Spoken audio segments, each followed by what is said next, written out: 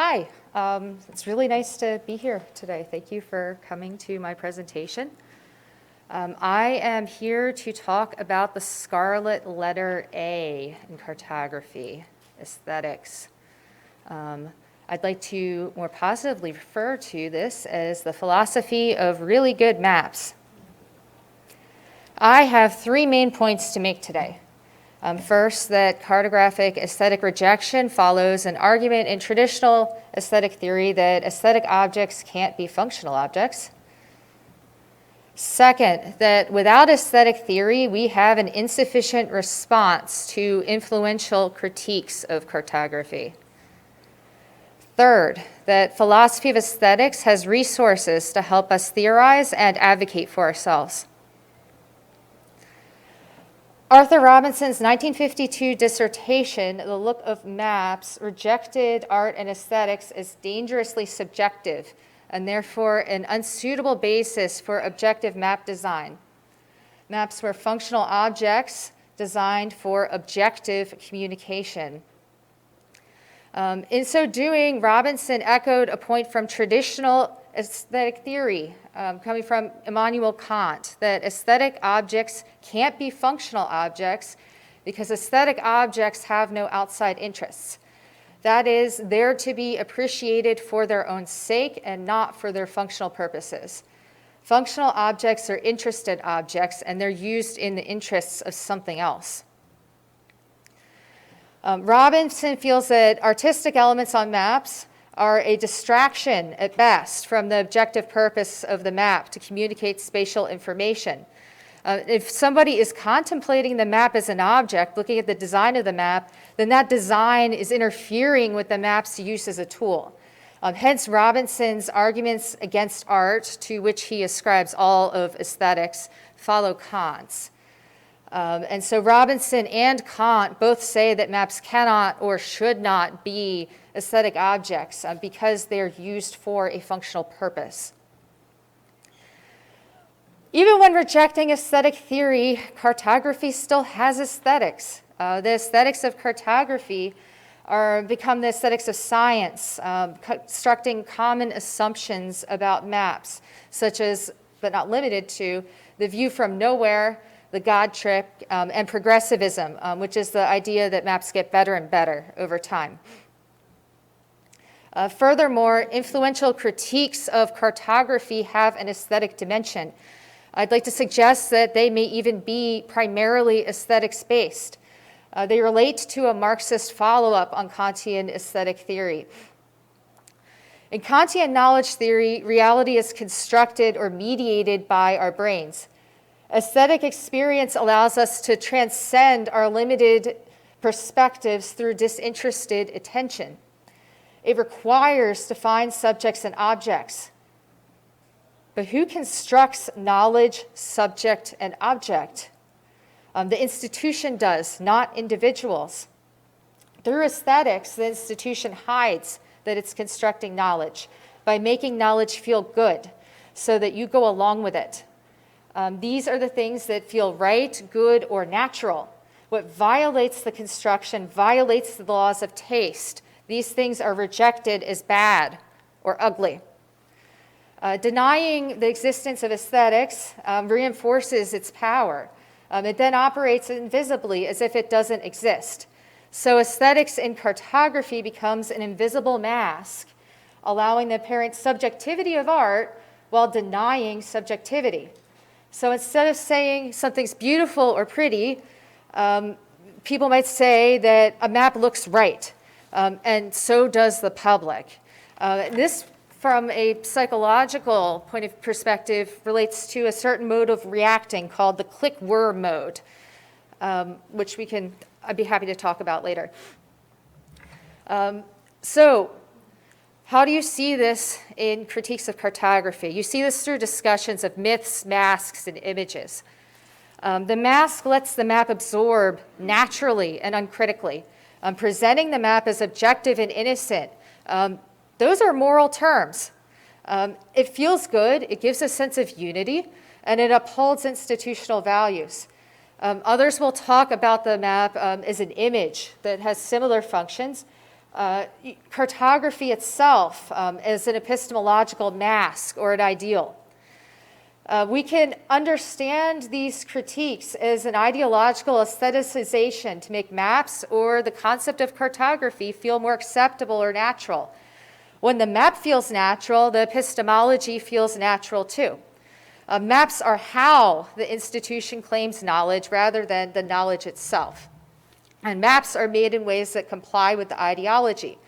They secure our compliance, being socially constructed as beautiful. Anything else is rejected as ugly, rejecting with the ugly, anything that challenges the dominant ideology.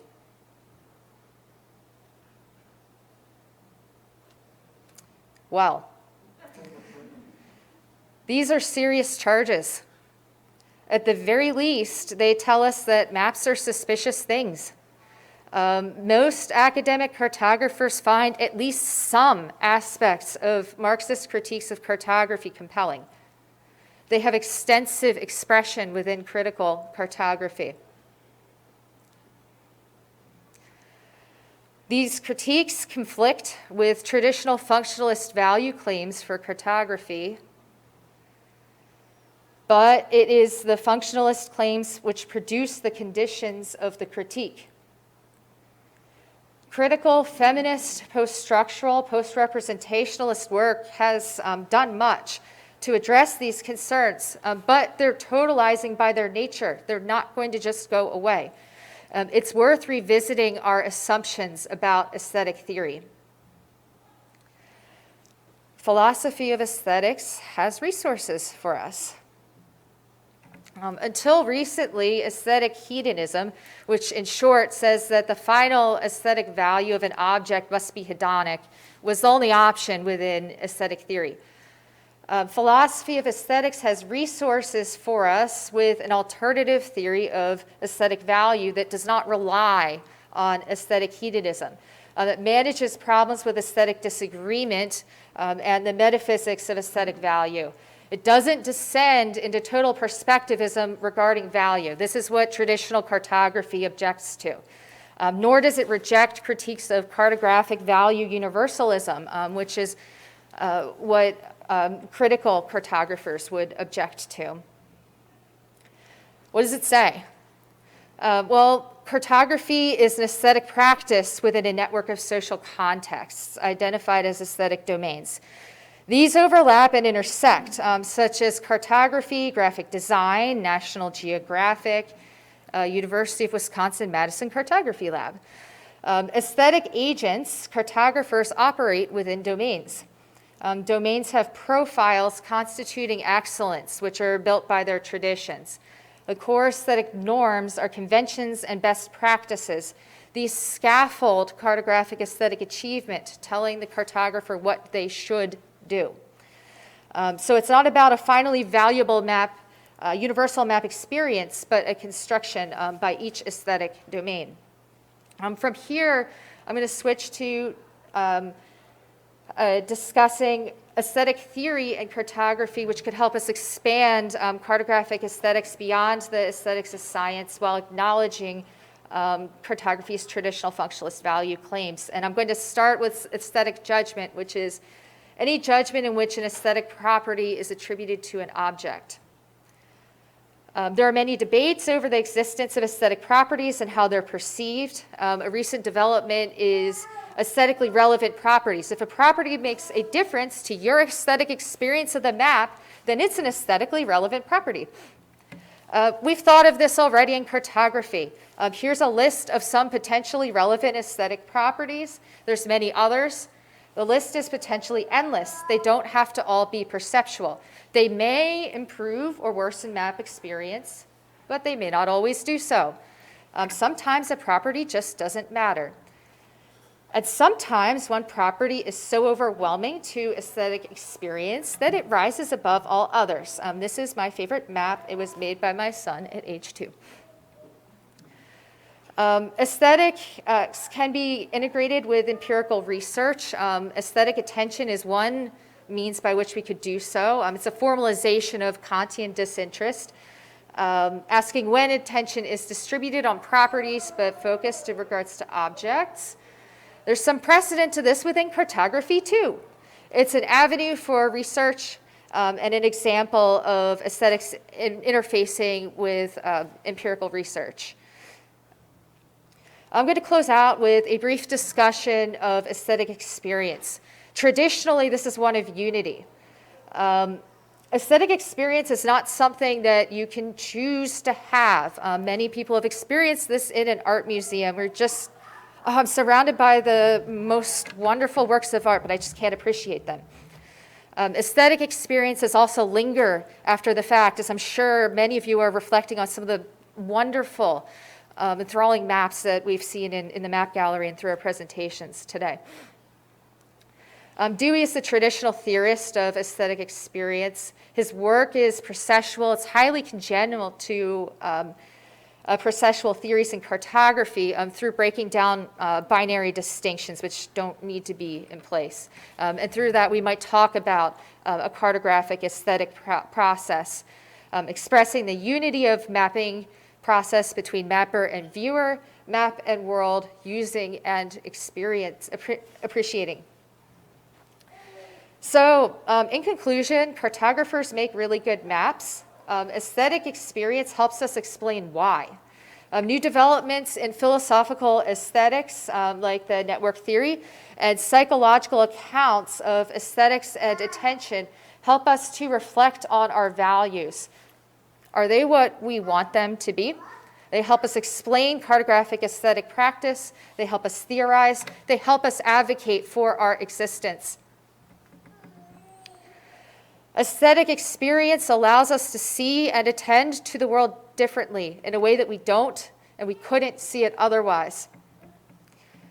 To see and attend to the world differently in a way we couldn't before, that could perhaps be an ultimate goal of cartographic practice. Thank you.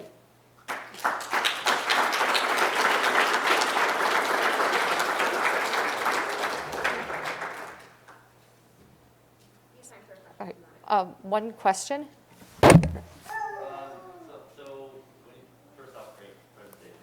I really enjoyed it. Some of the stuff you were talking about made me think of something that multiple people have said this week about generally this trend of generally like accepting what's on a map more than in other mediums as like it feels more trustworthy. Mm-hmm.